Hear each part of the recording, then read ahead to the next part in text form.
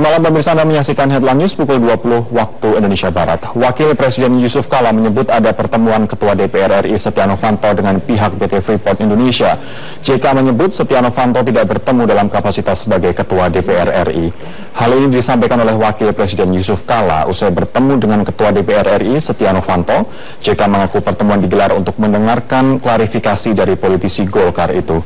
Sebelumnya, dalam wawancara Metro TV, Menteri ESDM Sudirman Said mengakui bahwa yang dilaporkan kepada Mahkamah Kehormatan Dewan terkait pencatutan nama Presiden dalam kontrak Freeport adalah Ketua DPR Setia Novanto.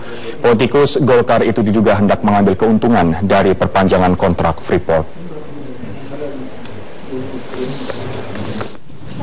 Pasti bertemu bukan sebagai Ketua DPR kan, karena tidak ada urusannya itu. Saya tidak tahu secara pribadi gimana, tapi setahu saya tentu tidak ada pertemuan Ketua DPR. Apakah sudah mengetahui nama oknum tersebut? Pemirsa, Badan Narkotika Nasional Kota Cirebon, Jawa Barat menangkap seorang pria yang diduga bandar narkoba. Polisi menyita 25 paket sabu siap edar senilai ratusan juta rupiah. Tersangka berinisial ADG ini ditangkap di Jalan Cipto, Cirebon, Jawa Barat. Penangkapan dilakukan berdasarkan informasi warga yang resah dengan aktivitas jual beli narkoba. Dalam penangkapan tersebut, polisi menyita 25 paket sabu siap edar. Hasil pemeriksaan menyebutkan tersangka berencana menyelundupkan sabu ke tahanan khusus narkotika di Bogor, Jawa Barat. Pihak BNN kini mengejar tersangka lain yang telah dikantongi identitasnya.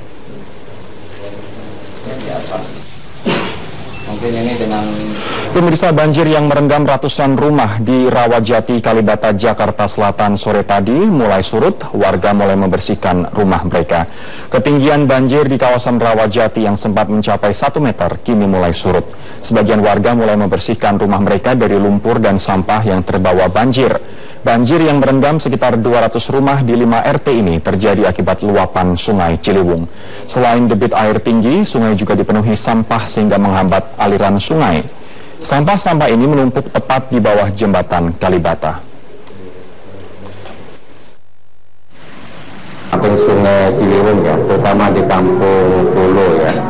Jadi kita sudah antisipasi di sana dengan mempercepat pembangunan sektor yang kita harapkan Desember sudah selesai. Kemudian kita juga sudah siapkan pompa-pompa baik yang mobile gitu ya maupun yang stasiun.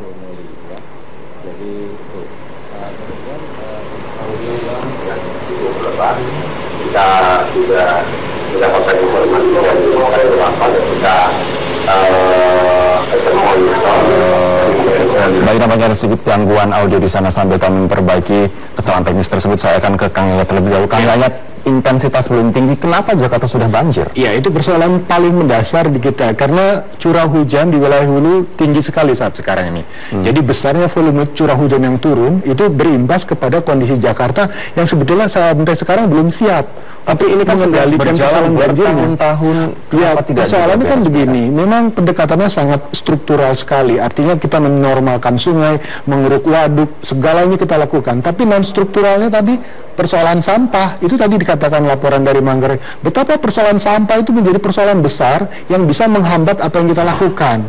Jadi pendekatan yang sekarang dilakukan memang dari sisi pekerjaan fisik orang menilai ada progres yang sangat hebat dan luar biasa, tapi pada persoalan manusianya ini itu menjadi persoalan. Kita jarang mendengar ada program-program yang sangat serius. Maka saya setuju kalau bila tahun depan ini pendekatan sistem dengan melibatkan pihak keamanan, kepolisian misalnya untuk mendisiplinkan warga, melakukan tindakan, melakukan pencegahan, itu perlu kita lakukan untuk mengantisipasi persoalan ini. Baik. Nah, yang kedua memang harus diakui bahwa ada pekerjaan yang belum terselesaikan, sehingga ada wilayah-wilayah genangan yang memang sebetulnya belum siap untuk kita normalkan dalam konteks fisiknya maupun menormalkan aliran sungainya. Jadi banyak pekerjaan yang memang belum terselesaikan. Nah, yang agak berat sekarang ini, pekerjaan itu selalu berpacu berhimpitan dengan musim hujan.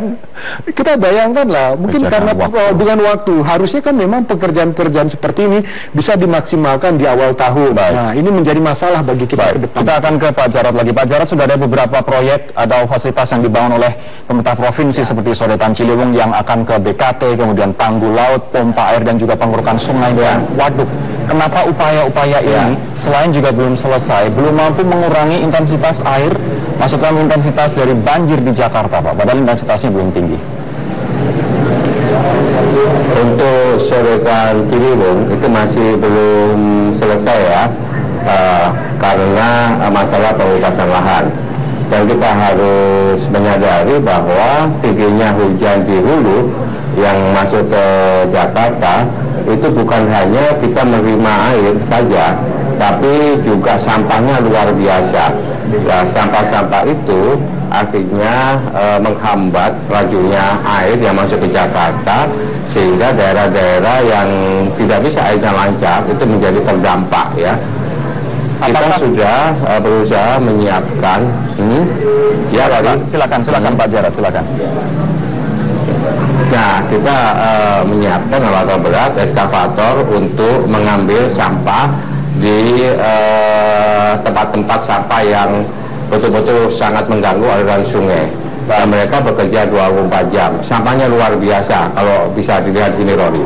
Pak Jarod, nanti kita akan jeda terlebih dahulu, tapi nanti saya ingin menanyakan bahwa apakah kita pasrah begitu saja menerima kiriman air dan juga sampah dari hulu, dalam kaitannya ini adalah dari Bogor, begitu? Tidak adakah misalnya dana hibah dari pemerintah Jakarta untuk Bogor membangun beberapa fasilitas? Nanti akan saya tanyakan sesaat lagi, tetaplah bersama kami.